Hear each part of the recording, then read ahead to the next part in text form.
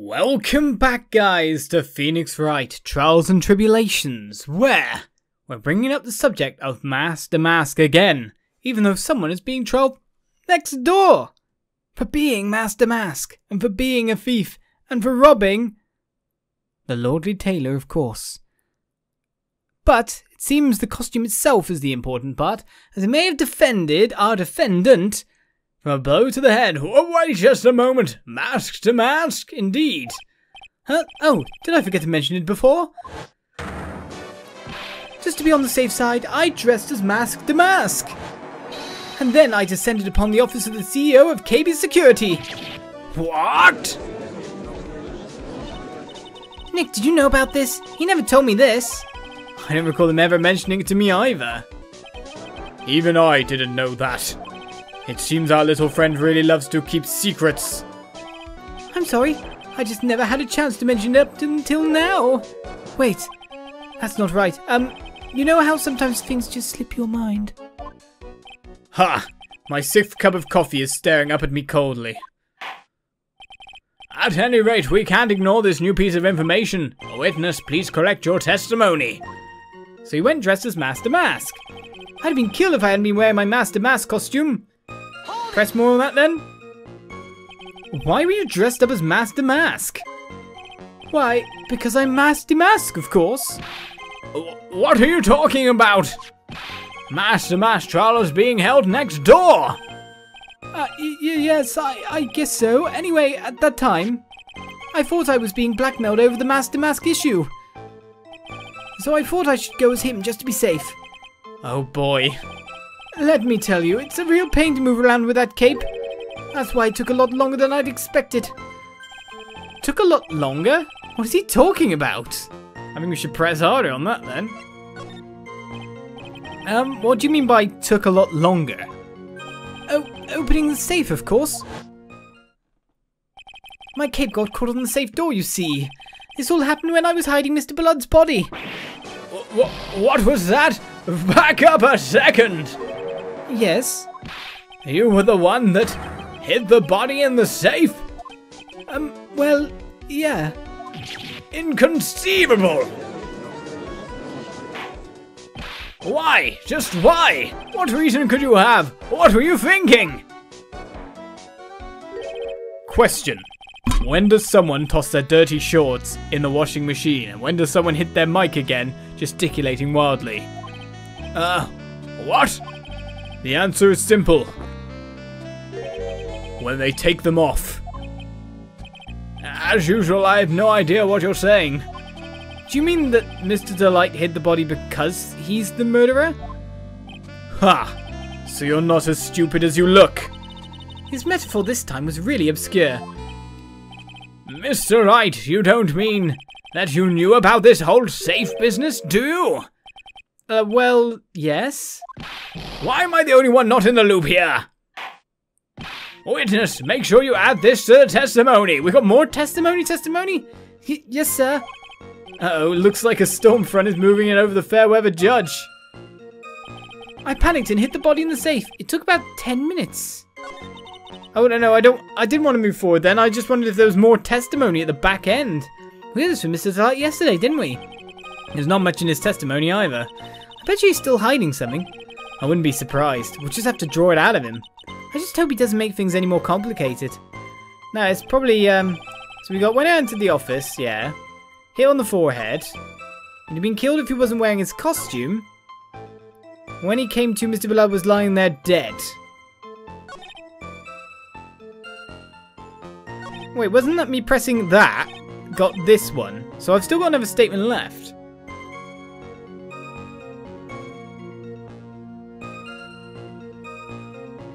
Let's keep pressing them. When you came to? Yes, I was passed out in the corner of the room. Do you know when your assailant made their escape and to where? I'm afraid I don't really remember. Huh? Once they hit me, I lost all track of what was going on. I think that's when they made their escape. Ha! That's certainly a convenient story for you, isn't it? It certainly is, isn't it, Mr. Wright? It almost sounds practiced. I don't know what you're telling me. panicked and hid the body in the safe. It took about 10 minutes. Let's press this then. Why did you hide the body in the safe anyway? Well, because it wouldn't fit in a drawer. Is this a joke? That's not exactly what I meant. When I saw that corpse, I kind of lost it. I thought, if they find his corpse, they'll think I did it. Ha! I think you had a simpler reason than that. It's because you killed him. That's why you spent 10 minutes hiding the body. That certainly makes more sense. Hold on. 10 minutes? What is it, Nick? I just had a thought. Under those circumstances, would you normally try to hide the body?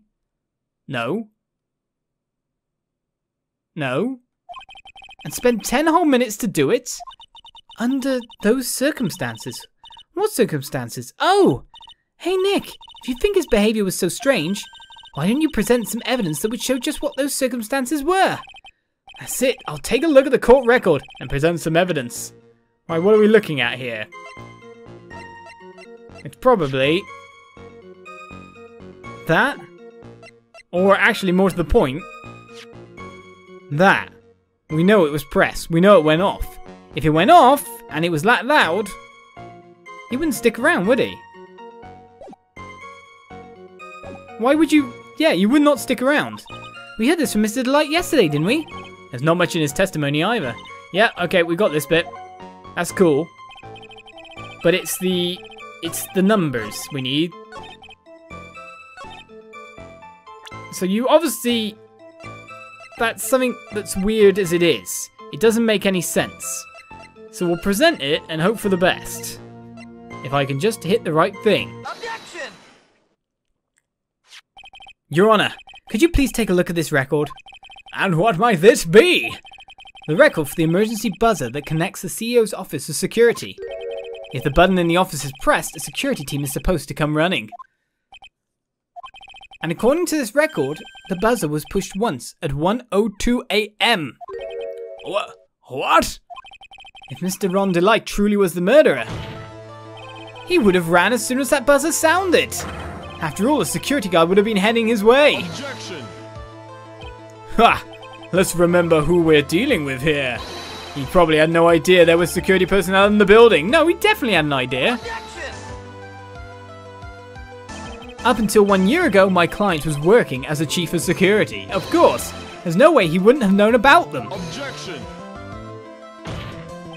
But, as it turns out, the guard never came. That was nothing more than a coincidence. The fact that the guard was a pathetic loser, who had just gotten punched in the face by his ex's new boyfriend, and wasn't anywhere in the vicinity, was not something Mrs. Delight could have known. Objection! Ha! Again, remember who we're dealing with here.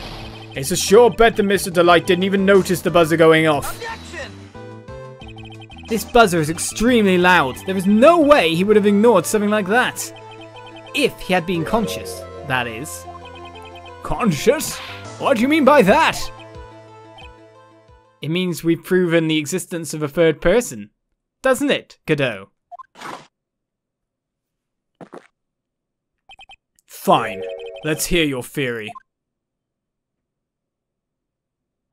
Recall the defendant's testimony.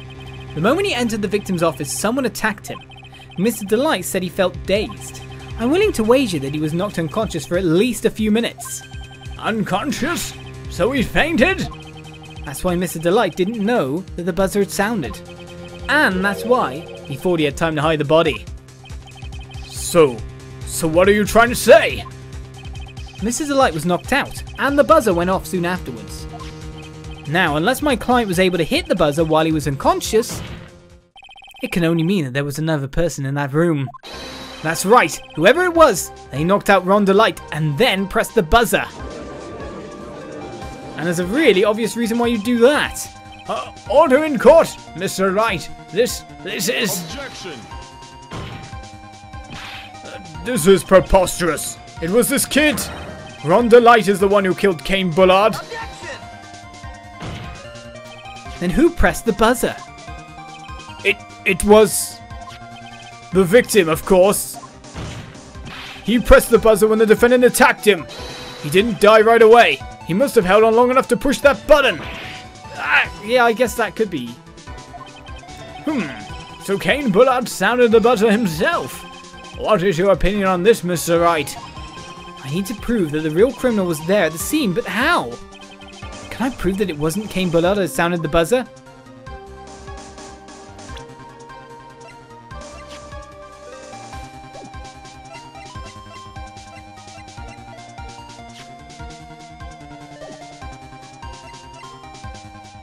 Yes, maybe?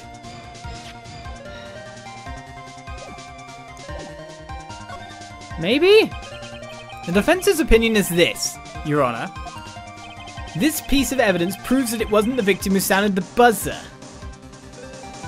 Right, you're sitting in a room by yourself. There's one thing you don't wear when you're just, like, in somewhere. That's gloves, yeah? I believe this is the piece of incontrovertible evidence you were looking for. We're basically going by the fact that there's no fingerprints on that buzzer. The emergency buzzer? Is there some kind of clue on it? Absolutely not. Hey, come on now. At least give some thought to what you'll say before opening your mouth. The fact that there are absolutely no clues is itself the clue. Now I'm the one who's clueless. This button has no fingerprints on it. If Mr. Bullard had really pressed it himself, naturally he would have left his fingerprints behind. Objection! Of course, Ron Delight. Obviously wiped them off. Objection! Why would he? A guard could have come in at any moment. He touched that button. I know he did. What's wrong with there being fingerprints of him on it, though? There's no reason to wipe it off if it was his fingerprints that pressed it. He's already dead. Objection! The defendant, Mr. Delight, was dressed as Mask DeMasque. Gloves. And Mask DeMasque always wears gloves. What reason could he possibly have had to wipe the button free of fingerprints? Order, order, order! Ha! It would seem I've been forced to eat crow. I wonder what blend number crow flavoured coffee is. However, if the real killer was there at the scene, why would that person press the emergency buzzer? It's entrapment. Shouldn't they have run away without putting themselves in danger? They did. They hit him and went. It takes 2 seconds. What's with this awkward silence all of a sudden? Ha! It looks like you're fresh out of parlour tricks. No, I've got this one. They're onto you, Nick. Just give me a minute to collect my thoughts. The real culprit killed Mr. Bullard around 1 AM. And Mr. Delight just happened to waltz in when the murder was taking place, right? The killer clobbered Mr. Delight and then sounded the buzzer. Even though security was supposed to respond right away if the buzzer was pressed. Security was supposed to respond. Finally. Time's up, Mr. Wright. Let's hear what you have to say. Very well then. Ho ho. You've got some guts. I like that in an opponent. I'm your first opponent, aren't I? Why did the real killer sound the emergency buzzer? To call the security guard. The killer knew that if they pressed that button, a guard would come running. And that was exactly what they wanted. I'm glad this whole chain is pretty much prompted by me going, is it the buzzer? No, it's actually the record. Because I won't remember things between episodes, like little things like fingerprints on there. That was exactly what they wanted indeed. Do you mean to say the killer called the guard on purpose? Yes, although as it turned out, he never showed up. Because he was getting his clock cleaned at the time. Ha! What a touching story.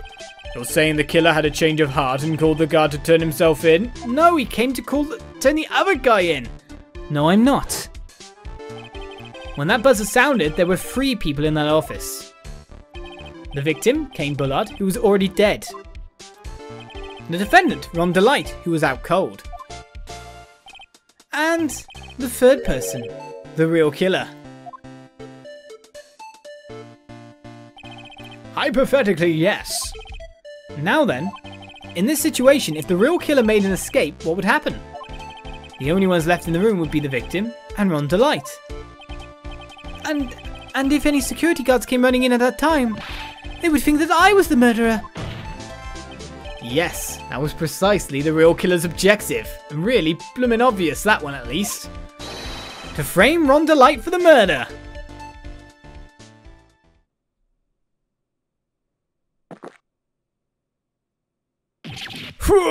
Just really? You're wasting your coffee now. Order, order, order! Ha! It would seem. I've been made to eat my words once again. Actually, you've been made to do a spit take with a cup of coffee. Mr. Wright, who was it? Who was it that tried to frame me? Wait a second. I'm the one and only Mask DeMasque, so... Nick, you mean the real killer is? We're going to drag that person in here right now. But who is it? I don't have any solid proof yet, but think about it. The killer knew Mr. DeLite's identity, and they also knew that he had been called to KB security that night. So the killer used him to execute a well-crafted plan to murder Kane Bullard. If you remember, a certain someone told us about the blackmail documents, didn't he? About the green documents somewhere? Now then, let's hear your accusation, Mr. Wright. Who was it that framed Mr. Ron DeLite for the murder of Kane Bullard? Well, I think you'll find someone we need to look at closer. Detective Luke Atme. He's the only one who could have done it. Ace Detective? Luke Atme? You mean Mask DeMasque did it? Your Honor, the person being tried in the court next to us is not Mask DeMasque at all. He is, in actuality, the true murderer of Kane Bullard. The more to the point is the fact that he actually went and did the robbery as well, I reckon. Order, order! Mr. Wright, explain yourself! Theft and murder, which is the more serious crime. They're not even close. Murder is the more serious crime, of course. It's a capital crime subject to a capital punishment. Please remember the trial from yesterday, if you would. When Luke Atme confessed, there was a huge commotion in the courtroom. Of course, a famous detective was unmasked as well as Mask DeMasque. Instead of being convicted of murder, he was found guilty of grand larceny. That was his true objective all along. To be found guilty! Mask DeMasque had the perfect alibi for when the murder took place. He was stealing the urn at Lordly Taylor.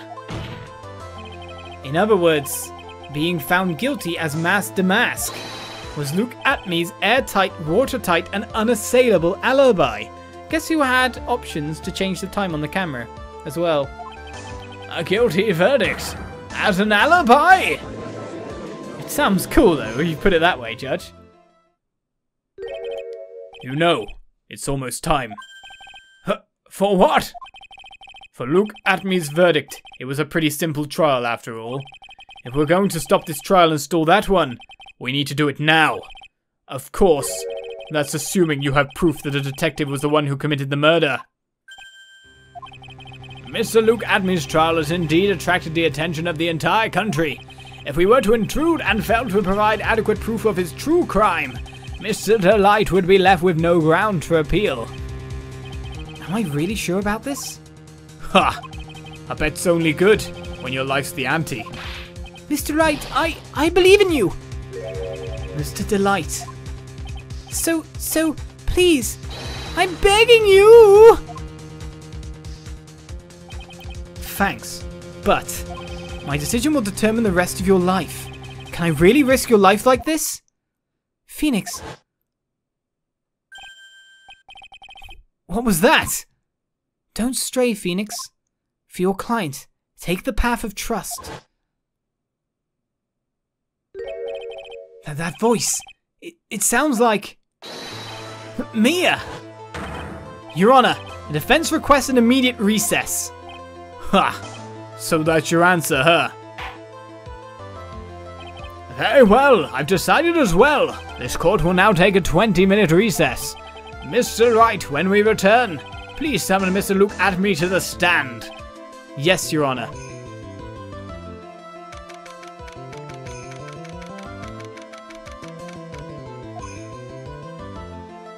With that, we go gather Winston Payne. Or Winston Toupee. Well, Sir Detective Atme. I have to say, Mr. Payne, you performed splendidly. Oh no, Sir Detective Atme. You were the one who... What? That's enough. This court sees no reason to further prolong this trial. This court finds the defendant, Luke Atme. Hold it! Yeah. Wait, don't hand down your verdict yet, please. Well, well, Sir Lawyer, welcome to my courtroom. Who's this hosser, eh? What's the eyes about? My name is Phoenix Wright, attorney at law, and I wish to file an accusation against this man, Luke Atme. Accusation? You accuse Mask DeMasque? That man is not Mask DeMasque. He's just a ruthless murderer. What? Big Eye Judge. Big Eye Judge it is. And so with that, we reach the to be continued mark. Intrigue, as accusations are levied once more. Can we find the same person guilty twice? I hope we can. Join me next time for more Trials and Tribulations. Bye-bye.